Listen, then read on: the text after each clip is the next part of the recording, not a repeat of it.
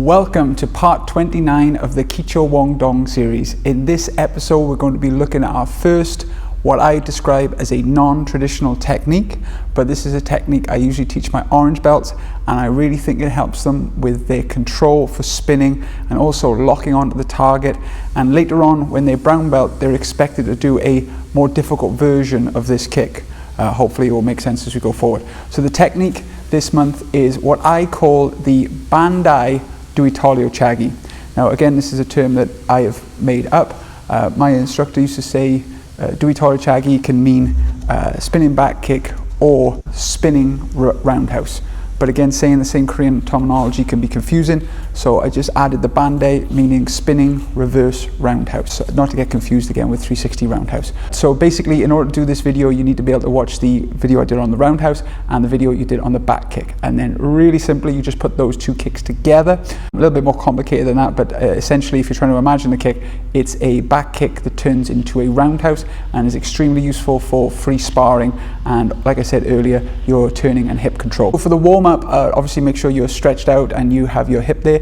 Just practice doing a few roundhouses and back kicks, and then you're ready to do this kick. It's really important for this kick to look at your target, like all spinning kicks, and then rotate your hip, but not over-rotate it. You need to be able to bring the knee into your body. So talking about the technique to take it through now, stand in a guards up position, look over your shoulder, and what I mean by it's a back kick, as when you spin now, you keep your knee down like a back kick. So essentially you're doing the same movement as a back kick up until right at the last point where you lift the knee and then turn it into a roundhouse.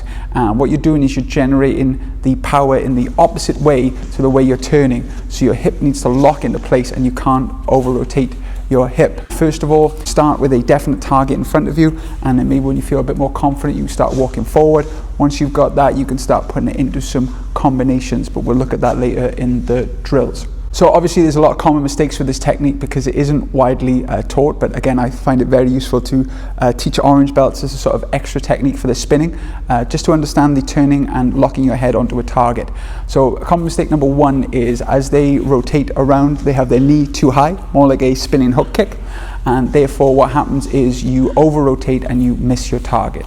So again, like I was saying earlier, you need to lock your hip in like a back kick and not over rotate it, and slightly rotate into a side on position at the last second. The next common mistake is not looking at your target as you spin, and then obviously like all techniques you're not going to hit your target, but people are worried about overspinning, so they tend not to turn their head so they don't over rotate, but then they can't see it. And then the third most common technique is not lifting the knee parallel. So they lift their leg up at that sort of lazy half snap kick, half roundhouse way.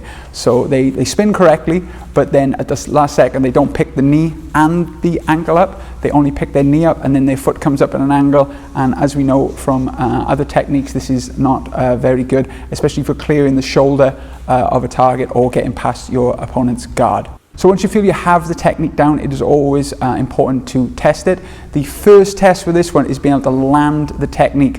When these more difficult techniques happen, it might be okay kicking in the air, but you can't really judge whether you're generating power. So I like to use a paddle, or as I'm showing here, a bob freestanding bag, and you kick it and you try and generate. You're not going to ever get your most power from your roundhouse, but some power generated with the technique. The next drill is to put it into a combination. So just put in, what I like to do is a front kick. So the simplest one is front leg roundhouse, spinning reverse roundhouse. And again, do this in line work first. As you can see in the video, I'm doing it on a line. So try and stay on that line and keep your head up. And then when you've got it, again, attempt it on target. Now the third drill is a bit fancy, but it's there to test you. As always, I saw a Dan grade do this when I was a very young grade, and I thought it was very impressive. They threw it in free sparring. They threw a low, mid roundhouse, high roundhouse, then they spun around with the reverse roundhouse and kicked twice. They kicked head, then body, and this showed real balance, core stability, control to land all four kicks. So to go through it again, middle or low roundhouse to high roundhouse, and then spin straight back with the other leg, high to low roundhouse. And again, a couple of reps of this on paddles or with a partner or on a freestanding bag.